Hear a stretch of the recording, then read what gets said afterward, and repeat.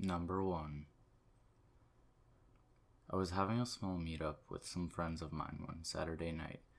We decided we wanted to get some pizza and drinks, so I got up and I searched for pizza stores around my area. I recently moved in, so I didn't know where all the popular pizza places were, and I found this one that was pretty cheap.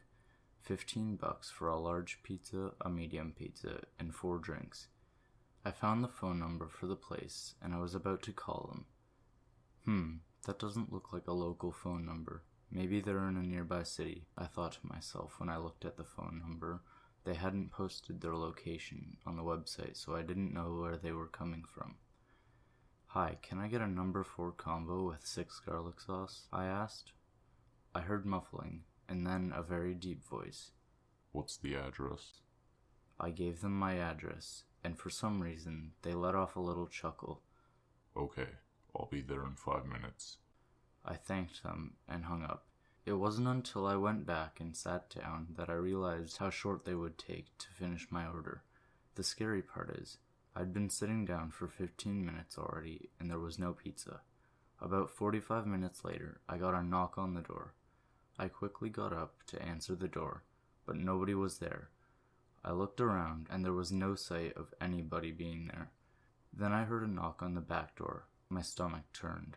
I went and looked out the back window, and there was nobody there. My friend told me it was probably just someone pranking us. About 10 minutes later, there was a loud crash coming from upstairs. One of the windows had been broken. I started hearing several loud footsteps. Whoever this was wanted us to know they were there. Me and my one friend decided we wanted to be the heroes for the night and show off to the girls we were with. We grabbed knives from the kitchen and waited by the stairs while one of the girls called the cops. We told the girls to run out the front door. Shit, the fuckers barricaded the door. I had no idea what they were trying to do. They made no effort to come downstairs and attack us. The cops showed up and did a full search of the area, including inside my house. They found nobody in my house. There was a few stolen pieces, nothing important to me. But the weird thing was, there was blood stains on the wall. One of the things read the numbers 666, and the other read, "We're not finished here. We just want to be friends." The cops looked in my closet, and there was the dead body of a 12-year-old girl who had been missing for 2 years. I'm getting chills just thinking back on it. Why didn't they attack me? I stayed at my parents' house for a few months after that. Those people, they were never caught, and they're still out there, and they could be doing much worse to other people. The worst part is, I'll never build up the confidence to order pizza ever again. Number 2. I'm a pizza delivery guy. I was doing my last shift, usually my favorite. I would sometimes stop at a convenience store on my way there just because there was none on the way home from my work, and I wanted to get straight home when I was done my shift. When I was in the store, there was this man just staring at me. I asked him if he needed anything. He just looked at me and said nothing.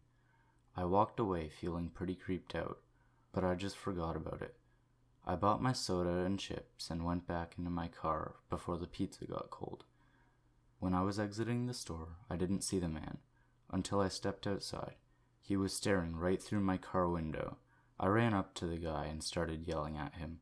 "What the hell are you doing looking through my car? Get out of here, you creep, before I call the cops." He looked at me for what felt like forever, and then turns away and leaves. I realized the address for my delivery is in a pretty secluded area, and I didn't see any cars for about a mile down the road. When eventually on this path that didn't even look like a street, I see a car pull out behind me.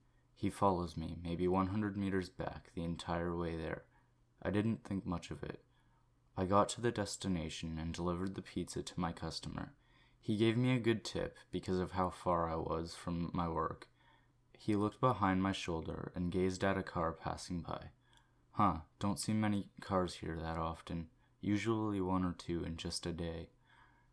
This kind of freaked me out, seeing 2 cars in 20 minutes. On my way home, the same car I had seen earlier was trailing me. I sped up and got into the city. I stopped and waved the car down to see why he'd been following me. God damn, that was a stupid idea looking back on it.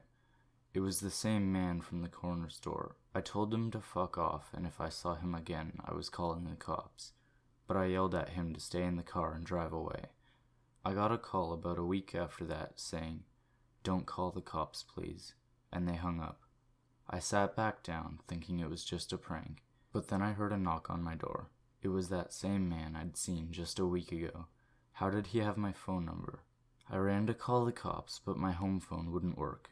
He must have used a phone jammer, so I couldn't make any calls. He then came to my back door and knocked. I ran out of my front door and bolted about 2 blocks up the street to a friend's. We locked the doors and called the cops. I told the cops that the guy was at my house. When the cops got there, they called me saying that they found the guy lying down on the ground in my living room, just crying. When the cops went near him, he let out a scream and ran at a cop with a knife in hand.